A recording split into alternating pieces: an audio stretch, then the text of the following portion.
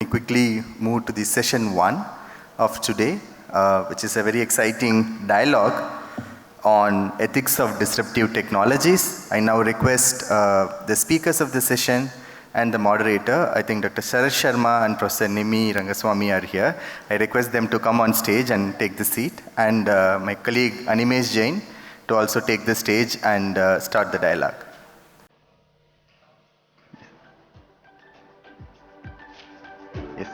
Yes, Dr. Sharma. Please join in on the stage.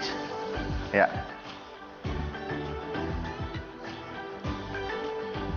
So I'll now hand it over to Animesh to start the dialogue and proceed with the flow of the session.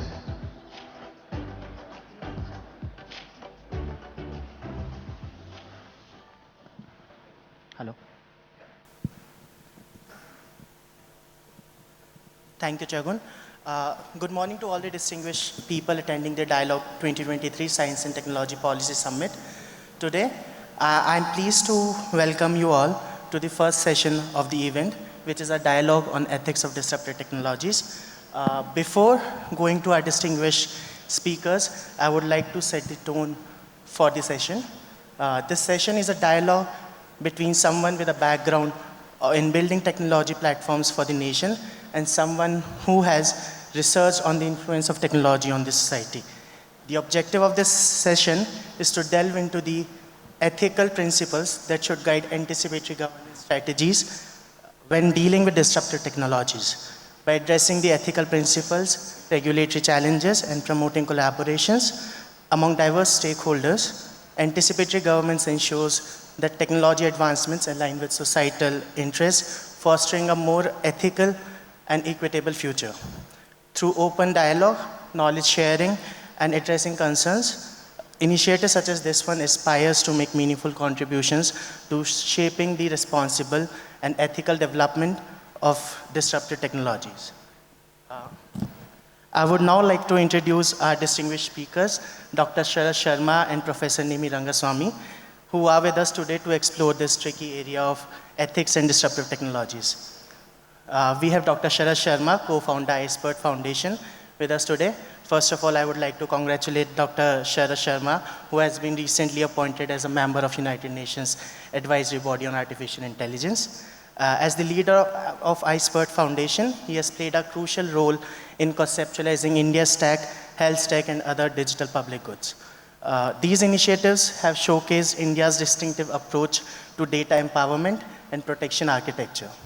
Joining him on stage is we have Professor Nimi Rangaswamy from Kohli Center of Intelligent Systems, IIIT Hyderabad, where she teaches courses which are at the intersection of society and technology. Her work focuses on anthropological aspects of artificial intelligence research and its societal impacts. As a social anthropologist specializing in digital life, her research delves into the intersection of big data, human-computer interaction, and social anthropology.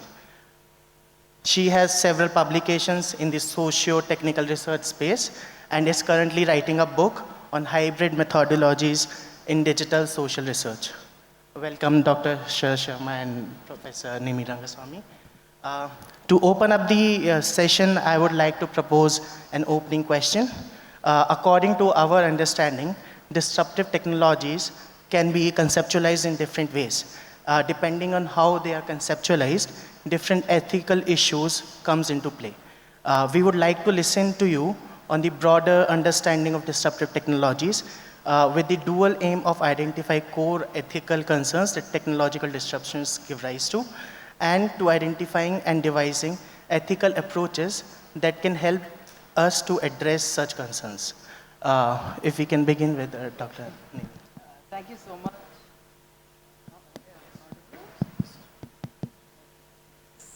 Yeah, thank you so much. Yeah, thank you so much, Animesh, for introducing me, and thank you so much for inviting me to this wonderful workshop. There's a lot of wonderful people here. Oh, okay, it's fine. Thank you. So I was just thanking everybody before you heard me. Last year, somewhat in the same time, there was a technology, a consumer technology that was introduced and has overtaken the world madly. I'm sure you all know what I'm talking about, ChatGPT. I would like to be a little specific when I want to discuss ethical issues now. So let me begin with the idea of ChatGPT as a consumer technology and what it is heralding today. One question I want to pose to Dr. Sharma and to the audience is, there is a lot of uncertainty about this powerful technology still. It's just not about regulatory uncertainty, it's also about uncertainty as to what we are going to do with it. It's supposed to be a large language model. First of all, is it a language, right? Language plays out in context, it plays out in practice, and it's a knowledge system. What ChatGPT does is, it grabs data and produces novel content, which what human beings used to craft, right? So can we actually call it a large language model? Are we kind of delusional in thinking that these very fast and very powerful models are going to overtake intelligence? So what is this area of uncertainty? What do you think is the killer app? What do you think we are going to do with it? Are students going to write essays with it? Which again takes us to a nebulous ethical space. A whole range of services going to be replaced with such computing powers? We don't know still. So I think there is this uncertainty, and before we clarify this, how are we going to discuss the ethical impacts of such technologies? So that is going to be my first question. Maybe I'll turn it over to you and then talk about other things. So one small clarification, I have only an honorary doctorate. I've never been used to this Dr. Sharma. And I feel awkward in this audience where you have real PhDs. I am only a Bachelor of Engineering, but a practicing engineer. So I just want to clarify that. I should have corrected it when you sent it to me, and I've often done that. I've never, used that title. Because I think it's not justified, especially in this audience. But having said that, I want to explain in answer to your question. I think India has something special to bring to the table when we think about ethical concerns around AI and even regulation. But before I explain what that is, and we'll tease that out in our conversation, I think it is important to go back to a starting point as to where did it arrive from. So I will take you back to Aadhaar. You know, Aadhaar has resulted in the second longest case in the Supreme Court, where there was genuine fear in civil society that it was a tool for surveillance, right? And the Supreme Court said, hey, we will opine on this by looking at privacy, and in Puttaswamy judgment in July of 2017, they opined that privacy is a fundamental right. And then in the September 2018 judgment on Aadhaar, they evaluated Aadhaar against their privacy judgment, right? And concluded that Aadhaar was safe to use, right? And they said strengthening some guardrails that are already there would be helpful. So, but they basically gave it a green chit. And I want to therefore take you back in this discussion to 2016, where a pivotal moment took place. In 2016, some of the people who were involved in, there was almost, you can say, a separation of the public technology. In the public technology space, there were two camps that emerged. One camp was the old camp, which said, we as technologists know best. We don't need to worry about anybody else. Just trust us. The second camp was, no, we must engage with society as we go forward, right? And that second camp has now thankfully become the dominant camp as we go forward. What has emerged from this? What has emerged from this is that, look, if you look at identity, is anybody here using DigiYatra? Right? I would suggest to you that there are two ways to use identity. There is a dystopian way, which if you permit me, I will call it the Chinese way, which is about surveillance of the people, a social score. And I would say the Indian way, where the balance of power between the citizen and the state does not change because of Aadhaar. If it changes in the favor of the citizen, not the state. And all of those people who have used DigiYatra, If you go and look at this, it's a fascinating use of that system. Why? Because your airport provider does not get to store your biometrics. And although there are many airport providers, when you use Digi Yatra, this is not available to them. They don't have information about your travel, they don't have your biometrics. By the way, this kind of robust use of identity, I would call it the virtuous way of using identity as contrast to the dystopian way of using identity, is now sharp and clear to the rest of the world. It is sharp and clear to the rest of the world to the extent, and you can humor me if you like to do that, because you are one of the first set of people to know this. If you go to mosip.io, mosip.io, and scroll and look at a number there, 3 days ago, Mosip crossed 100 million people in 11 countries using the Indian identity system. Think of it, 100 million. This is the largest export of any software, public software or private software, from India to other parts of the world. It is anchored in IIIT Bangalore. It is available as a DPI. It is raised to 350 million. And I'm happy to tell you in another 18 months from now, it will raise to $1 billion. And India would then provide an identity solution to 2.5 billion people. And why is it being adopted with both hands by the world? Is because it is a sharp contrast to the dystopian use of identity that everybody worries about. So from 2016, what started happening was a conversation between the public technologists, some of them in the government, many of them outside the government, mostly in Bangalore, with the other parts of the society, in formulating an approach that I think will culminate in what happens with AI. So may I spend a few minutes laying that approach out, and then we'll apply it to it. This approach essentially has several parts. First is public technology should be minimal in nature, right?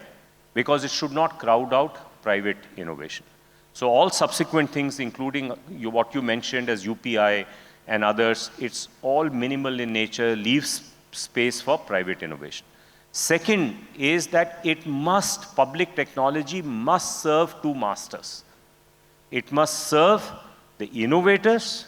At the same time, it must serve the regulators.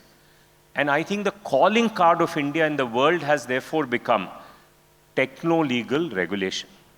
The word techno-legal regulation is a way for ensuring that public technology serves regulation and therefore techno-legal regulation, and it also serves innovators. So that's the second aspect. So it must serve two masters.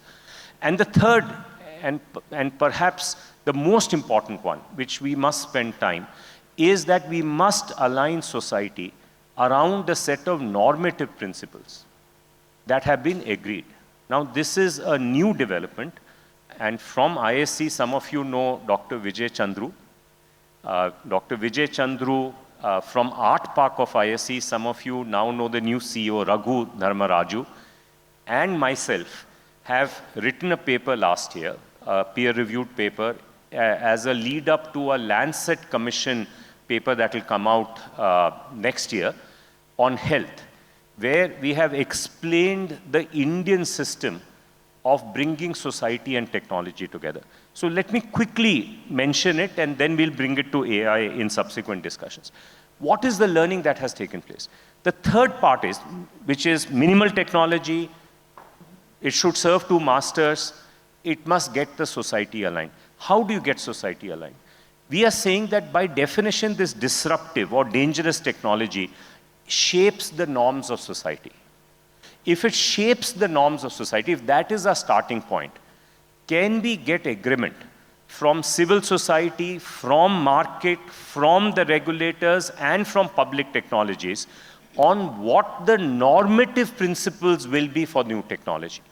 So do you know, for health stack, in this paper that I just described to you, we have laid down the 10 normative principles that we want from health stack.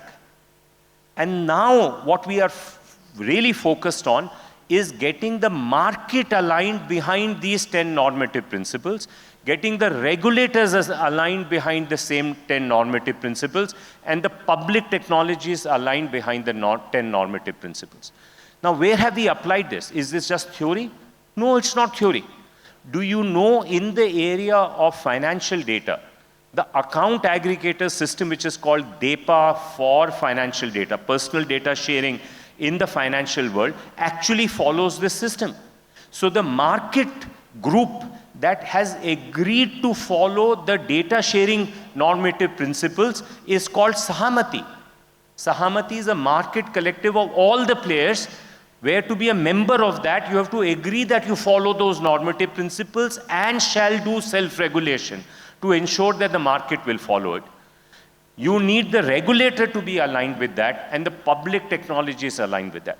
Our belief is, and this is the India's contribution to the rest of the world, that it is only when you build an approach which brings the three stakeholders in alignment around an explicitly stated set of normative principles, can you now go into the next generation of management of disruptive technologies. I'll finish with this, and I know you are getting itchy because I'm speaking too much, but I'll come back later after Nimi has some comments, is that this is in sharp contrast to the way nuclear technology has been managed. Nuclear technology about 70 years ago came with a different paradigm of doing this. The different paradigm was that the technologists they could create permissive technology. They could create whatever technology that they like. And it was the job of the society to amplify the good cases and damp down the bad cases. And what is society? Institutions and individuals. And you know what has happened is that that system has by and large, I would say, worked in the last 70 years. But it placed no responsibility on the technologists, because technologies were given the free rein to develop value-free technology. In the Indian system, in the public technology community, the split that has taken place is the split between a large group of public technologies which still believe that they should have the right to build value-free technology, and another group of technologies, which some of us belong to, which believe that it should be value-based technology, which means they must take cues from those normative principles, and therefore build value-based technology means it is permissive in some areas and restrictive in some areas. And that is where the collaboration with the regulator becomes possible. Now, why do I say this? And I'm going to hand it over to you in a minute. Is that this way of thinking is completely revolutionary in the world today. And the largest pool of this type of public technologies are actually in India. And I would suggest in Bangalore, in another part of Bangalore, but mostly in Bangalore. And this is what is causing a slow revolution in the world.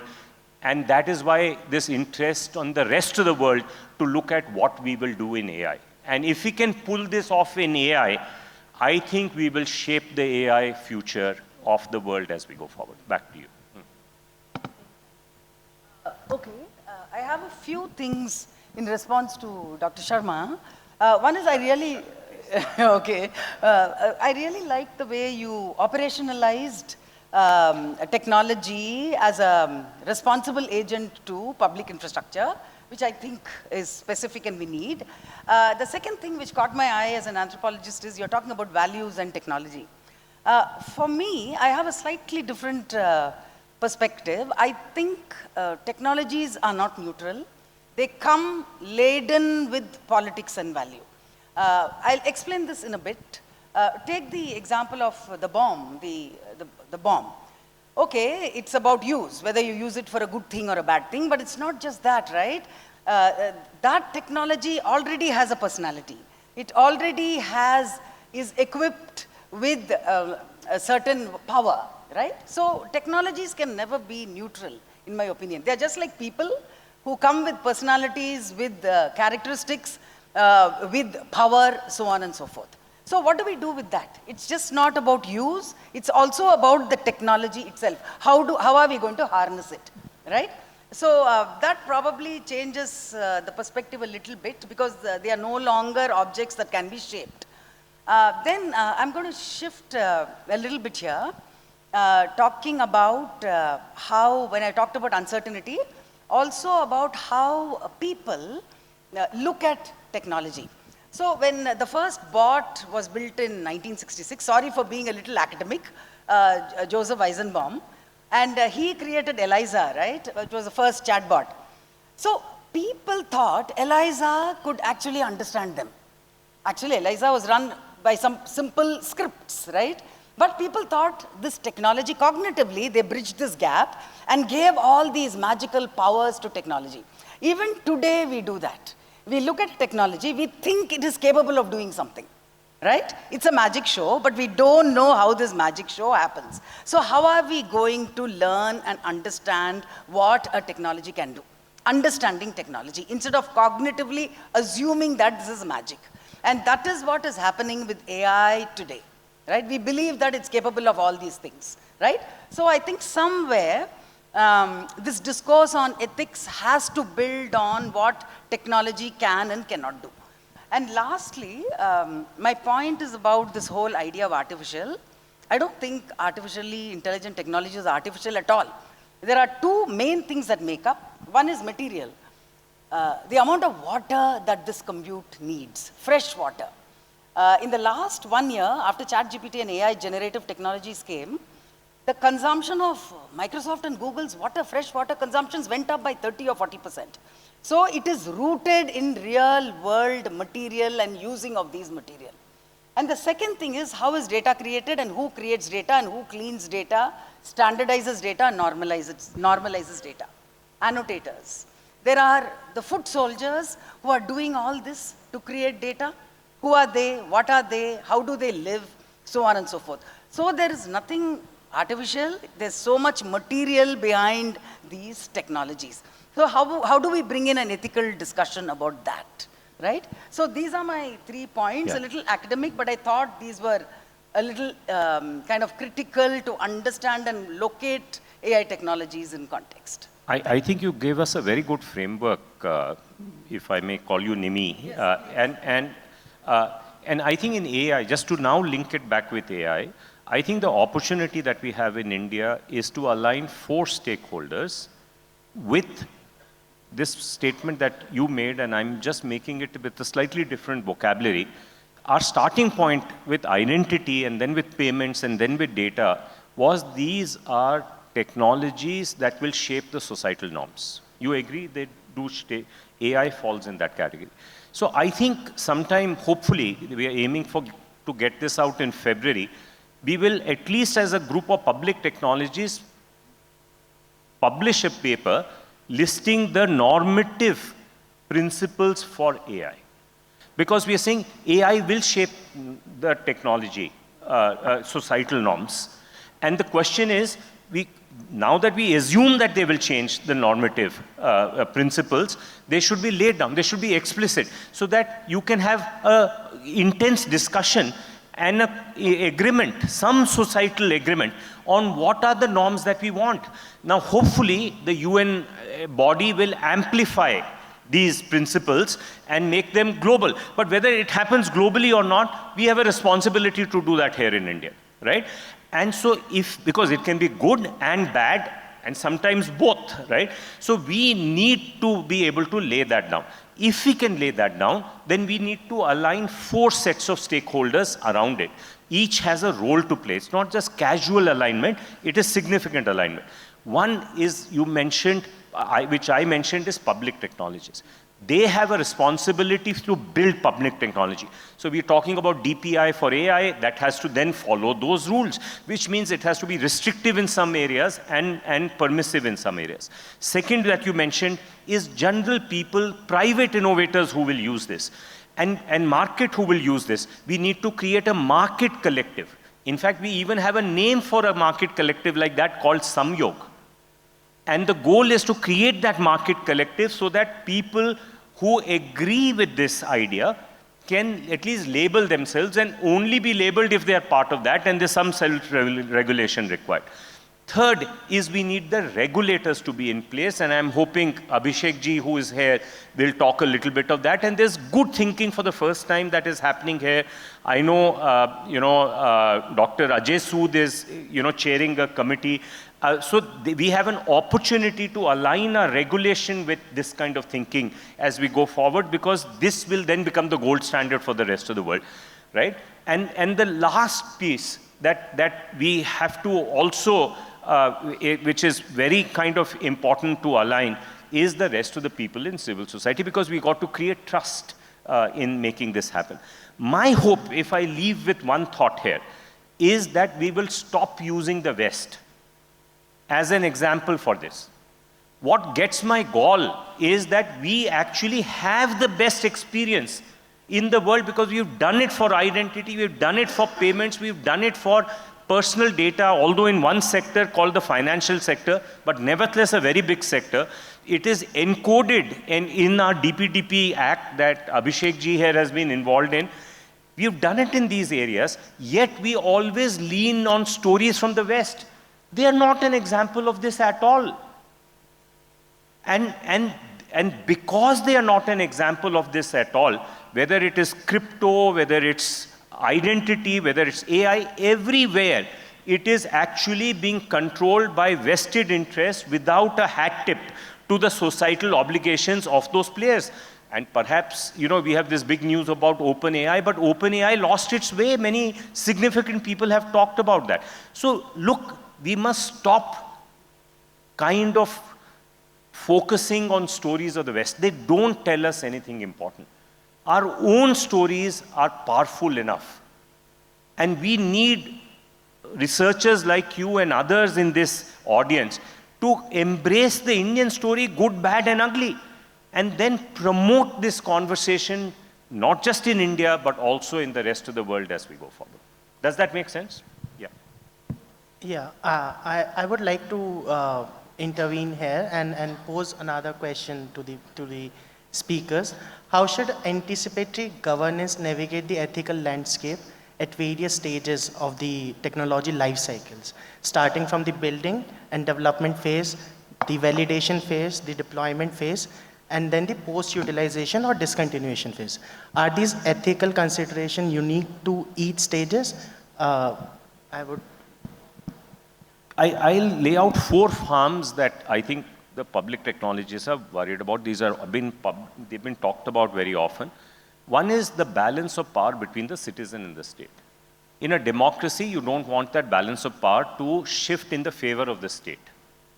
And I think the state, unfortunately, is a poor participant in this, because every time they bring out a law, they don't treat the state, with the restrictions that they impose on the private sector.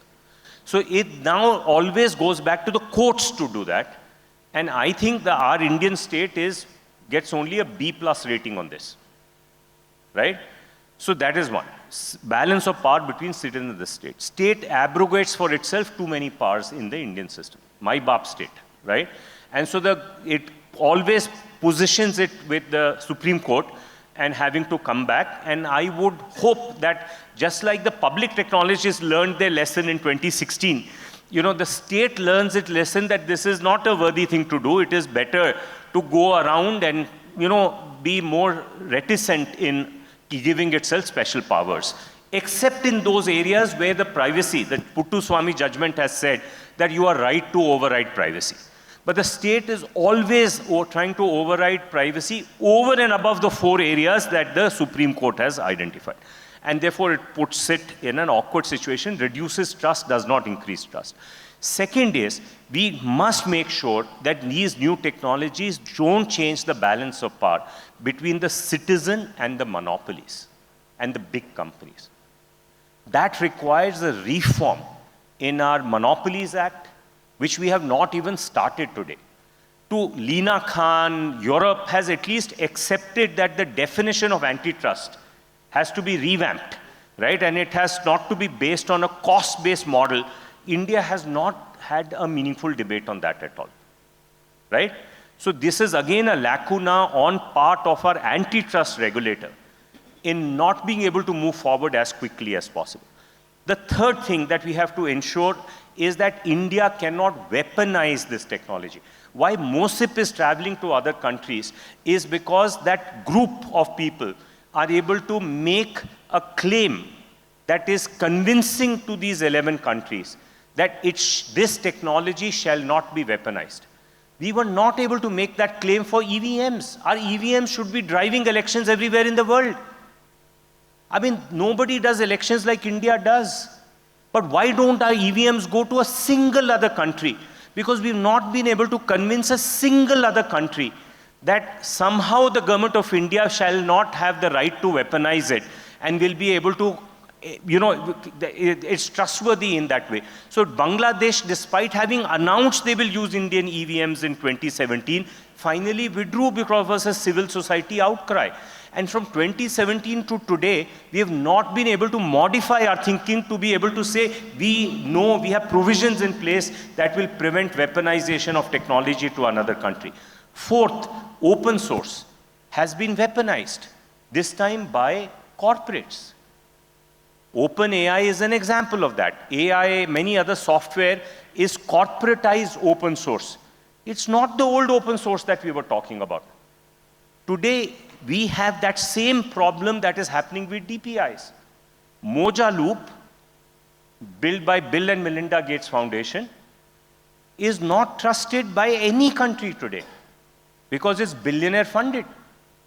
But we are happy to use billionaire funding and billionaire dominant funding in the creation of DPIs. That's fundamentally different from the IETF volunteer model that we are talking about. So my sense is we got to put these four things front and center. And while we can do and solve these, and we are solving them, but we are not solving them in the explicit fashion that they need to be solved. And until we solve all these four in an explicit fashion, we will not become the epicenter of DPI, safe DPI for the world. Because the safe DPI requires that all these four conversations happen and you are able to create conviction or confidence or trust in the other party that these four mistakes shall not be made. I would like to Yeah, I have two comments here. The first is we are in a very strange dilemma. So today's technologies, especially AI-driven technologies, run on data, right? Who has data? It's the private companies. It's the industry that has data. So there is an actual crisis in academia to do research in AI. All the data, especially the zillions of data you need is with industry, right? So this is something I heard. Uber had set up a new office in Pittsburgh, and they ensured that they almost wiped out the entire CS department of Cornell. They hired them out, paying them whatever, right? So what do we do? So research and understanding AI is becoming even more opaque with all the data and knowledge being concentrated in industry because of the data-driven nature of research itself and innovation itself. That is an interesting point to think about. And the second thing is, the European Union took some initiative, I think it took the initiative on framing this AI Act, I think April 2021, where they made all these recommendations. Of course, they were tentative, they were not fully etched out and all that. But by 2023, the Act already has to grapple with generative AI, which it did not at that time, right? So when we're looking at ethical foundations for developing, say, across the board regulations, it becomes very difficult because you're unable to catch up with technology. For example, this entire AI EU Act. So how do we deal with this, right? So these are my two kind of questions posing. Yeah, these are some very interesting thoughts to take forward. I would now like to open the floor, and we have some scheduled interventions.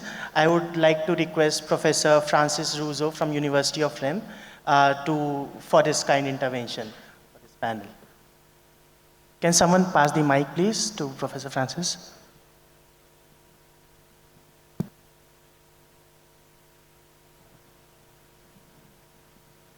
Thank you very much.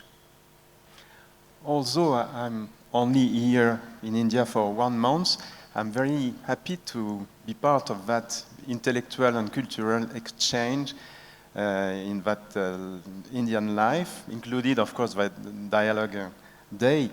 And by the way, I'm very happy to live in Bangalore because it's a city where people are easy living, the food is very good, the vegetation is fantastic, the weather is incredible.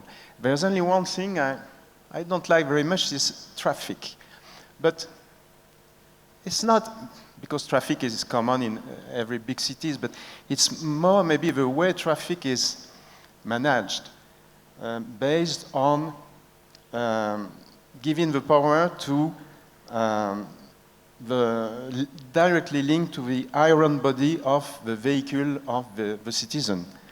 That's to say, you have got the power of the amount of iron you've got around you. And as a pedestrian, it's difficult for me to figure out and to admit that I cannot afford the luxury of changing my mind by walking, experimenting different scenes, looking into the sky, because first, in the sidewalk, there are many, let's say, dead body of vehicles that prevent me from walking. And also, I know that surviving has something to do with predictability. To survive as a pedestrian, I've got to be fully predictable, average, common, uniform, conform, without any singularity, peculiarity, because if I do it, I will be killed. This is very close to what Spinoza called something like a sad passion. It's quite sad. And there is no consent about it, no agreement, no explicit trust contract between citizens. And it is very difficult to change that. I asked to Shahad, why don't we change that in Bangalore, for example, changing the way to behave, changing that jungle rule, and it's very difficult because it has been done like that. Now it's very hard work to change. So this is a very interesting thing. As far as you are weak as a pedestrian, are you condemned to be predictable, to be uniform, to be average? And that question of traffic is related to an old technology based on engine and iron. But if you consider new ones, the same problems occur. Are we going to, and I was completely, I agree with Shahad when he says we have to prevent that tendency to occur again with disruptive technology, and to, from the beginning, try to be sure that we will rely on common trust and agreement, because this is really part of the beginning of something really new. You have to learn from the past. It is very difficult to change things when they balance in a difficult way, like the traffic one. So we have to really take that into account. And I'm very happy to be, by the way, a new fellow of Ice Street Foundation team, because I completely agree with that necessity, with that duty to basically integrate those questions. And I think it's absolutely important to do it. Thank you, Professor Francis. I would like Dr. Nimi to speak on this, on the trust question. Yeah. Professor From what I understood, maybe I'm interpreting it in my own way, but I see when you talk about public behaviors, especially in traffic conditions, it comes down to disciplining people with technology, right? Of course, I'm uncomfortable posing this question like this. But one thing I did realize is in my hometown of Chennai, how Uber came and disciplined all the auto drivers and taxi drivers in Chennai, right? So that is something that I observed. I don't know whether it's a good thing or a bad thing. That's a different debate. So for me, how does one, if there is chaos in traffic, if the entire terrain of traffic management is very problematic in India, how can technologies play a role here? Do we cast it in terms of, in some kind of a negative, penalizing tone, where you use the language of discipline to tame this chaos on the road? Or are we going to take this very difficult and very long winding path of bringing technology and people together with understanding, with empathy, etc., and bring what the end result that we desire? You know, so I kind of look at it as these two ways of bringing technology to influence public behavior and public infrastructure. Thank you, Professor Nemi. We also have Mr. Aditya Kaushik from USIBC in the audience, and I would request for his kind intervention too. Thank you. Good morning, everybody. Thank you, Sharad. Thank you, Nimi, for a wonderful conversation. My question is, I just want to make a point first. We as humans sort of use ethics as a reflective tool to lead a value-based life. And Nimi, we were having a conversation before the panel, and you also highlighted this during your discussion about how you view tech as something that's not neutral, but something that has intent, right? And if that's the case, it necessitates that consciously or unconsciously, values are hard-coded into the design. And perhaps not valueless, but good or bad values. So that means the notion of sort of responsibility is loaded onto the tech itself. And so the techno-legal approaches that we've adopted in our DPIs is one of the ways where tools are embedded in tech to operationalize ethics. So my question is, with advances in your generative AI, LLMs, your autonomous weapon systems, that we see, regulations become extremely crucial. And I understand the responsibility on public innovators, on sort of society, civil society, etc. But how do you anticipate regulators sort of keep pace with the tech development? What's the next generation of this techno-legal approach that that we can sort of see? Because we see that how technology is being developed. So from that perspective, we spoke about the account aggregator, the DEPA framework, etc. Now in the DPDP bill, we talk about the consent managers, right? But when the policy is out, the industries has to sort of change its infrastructure. They need probably 2 years to implement this system into their operations. So how do you see regulators sort of keep pace with the tech development? Thank you. See, I think we are witnessing a paradigm shift in how we deal with, although our title of the talk is disruptive technology, I would say dangerous technology, right? And the paradigm shift is not, I'll give you another example so that you can see.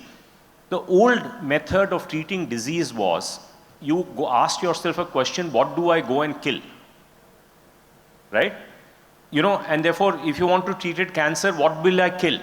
Today, you treat cancer with cell therapy as well, because the new paradigm of disease management is, how can I understand the metabolism and equip it to fight the cancer that is there? And by the way, this is not being applied only to cancer, it's being applied to almost everything. So there's a revolution taking place in the whole field of therapeutics, because there's a new paradigm of looking at the disease model itself. The old disease model is giving away to a new disease model, right? And therefore, everything will change. If you look back 10, 20, 30 years from now, I am positing to you that the way of dealing with dangerous technology is going through a paradigm shift. The Western paradigm shift was that the responsibility is that of the regulator. Boeing can do whatever it likes. It's regulator's job to have clear regulation to make sure it is not allowed to do what it likes. What is legal is therefore what is ethical. The difference between the two has been evaporated, unfortunately, by companies in the US, right? This was not the case earlier, but this is a natural consequence of that paradigm of thinking that the responsibility for good outcomes is only of that of the regulator. The Indian model that we are talking about, We are saying the responsibility of good outcomes is of the society. And it should therefore start by society agreeing on what are those good outcomes in contrast to the dystopian outcomes. So in data, what are the dystopian outcomes? What are the good outcomes? In identity, what are the dystopian outcomes? What are the good outcomes? For AI, what is the dystopian outcome? What is the good outcome?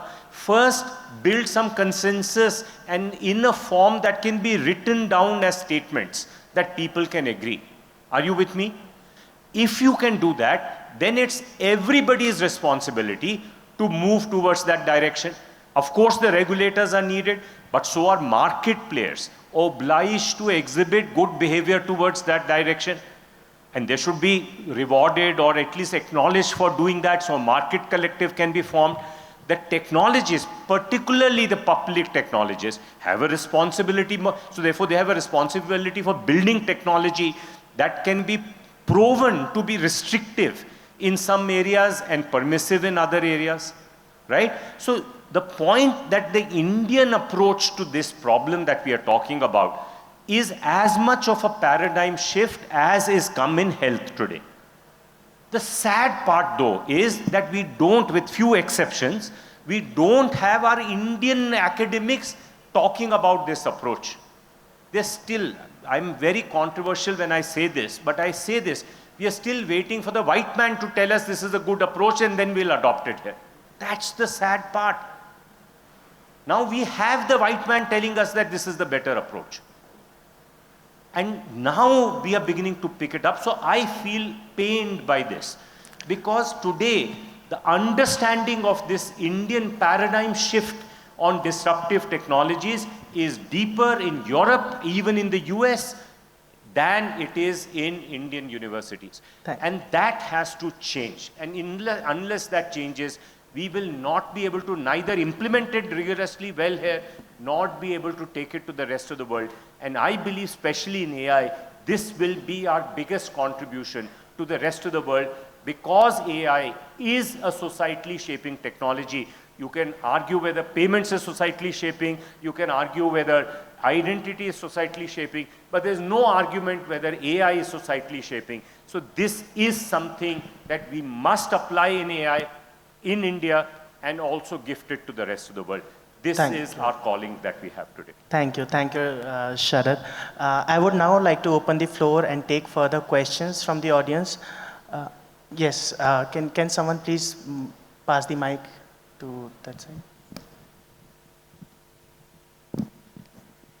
I'm provoked by Sharad's argument that there is a new paradigm when you make disease be cured by ability of the body to resist it. That was the Indian system of medicine.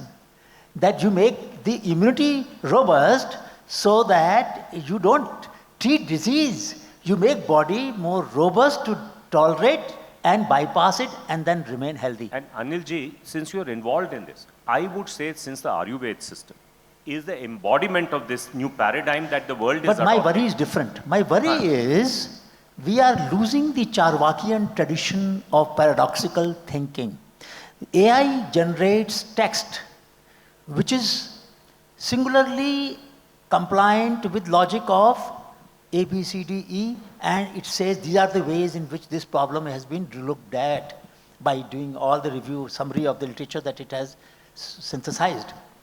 This gives the reader a kind of belief that there is one way of thinking. It doesn't pose contradictions. It doesn't bring out the paradoxes. I'm talking about ChatGPT.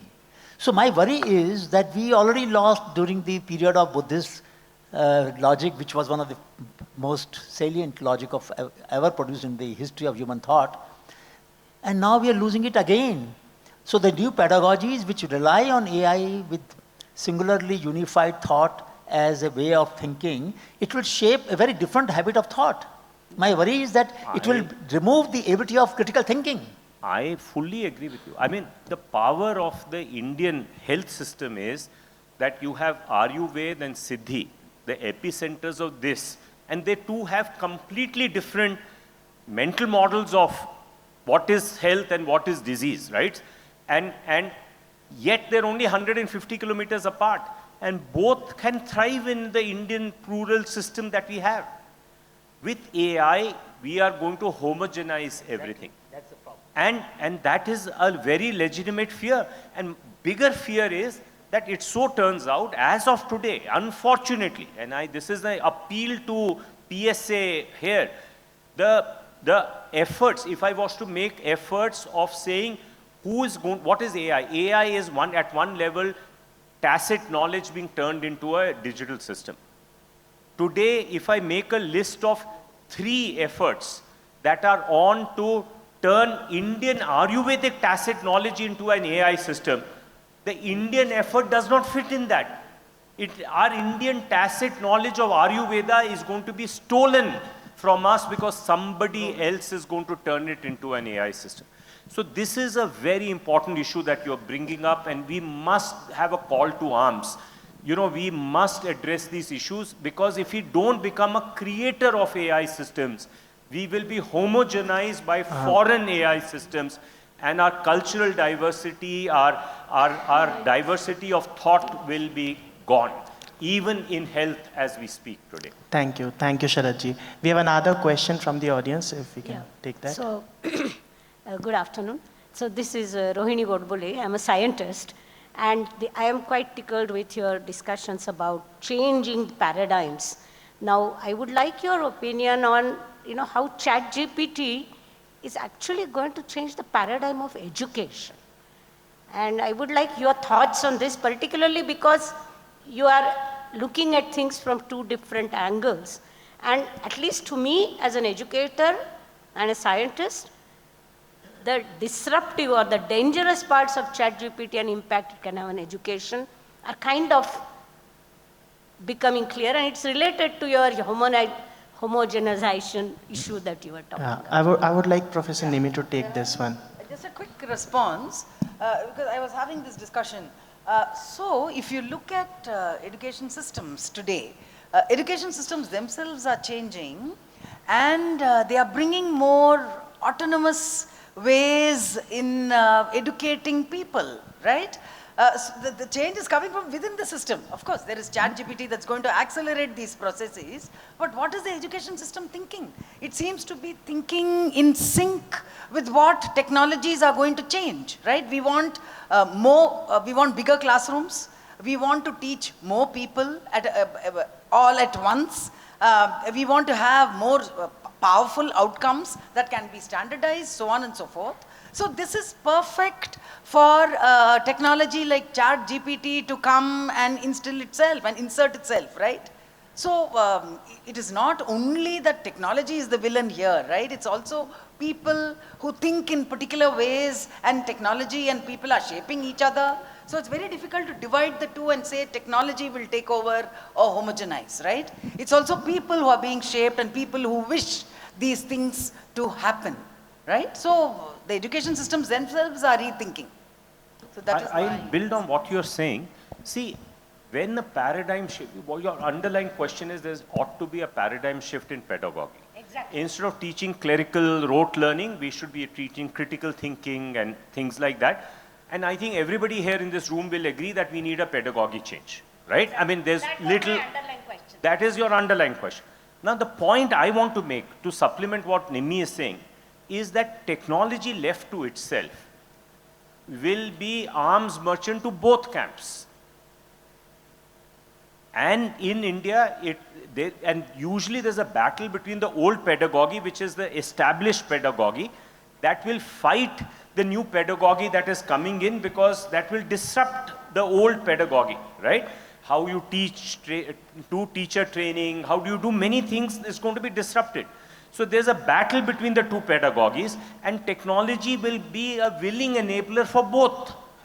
Now, the point that I want to make is that, unfortunately, this is a very good example that in Bangalore, the public technology for technology, because the largest philanthropic effort in the world in education is out of Bangalore, Premji Foundation. And if you add Nandan's foundation, Ek Step, and this is the largest effort that is there. But you know what? It has not produced results in the last 10 years. Why? because of a fascinating book where this was supposed to be in the book, but then eventually never made it. And I'll recommend that book to you. I would require you to read it. And the book is by a famous New York columnist, Anand Girdharidas. And the book is called Winner Take All. And the subtitle is more interesting: The Elite's Charade of Changing the World. What happens is that when it is left to the philanthropists, they get co-opted by the incumbent systems rather than becoming agents of change. And it is just, that book is a litany of examples where wherever the big philanthropic efforts have been involved, they end up preserving status quo. Not that that is what they want, but that is how they end up being. Because the government threatens them, government is very often a champion of status quo, and then, incumbents get them involved and they get co-opted by them, sometimes inadvertently. And this is what has happened in the largest philanthropic effort on education in India. Unfortunately, nobody talks about it. So this is why I am pointing out that the approach that we need is for us to agree that there is a new pedagogy change that we need, and then invoke public technology to that purpose, because technology will serve both camps, frankly.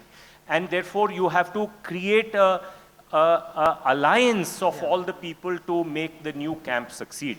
That's the way we have to think of it. And philanthropic efforts generally belong to the incumbent camp and not the new camp. This is not me saying it. It is a highly influential book which has changed the narrative in the US, Anand Girdharidas. Please read that book.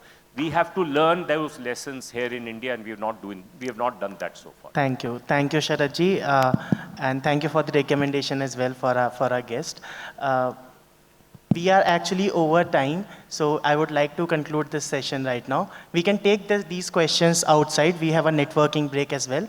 I would like to thank our speakers for this talk, and we have a networking tea break now for 20 minutes, and we can reconvene again and take forward the conversation from there. Thank you so much. Thank you so much.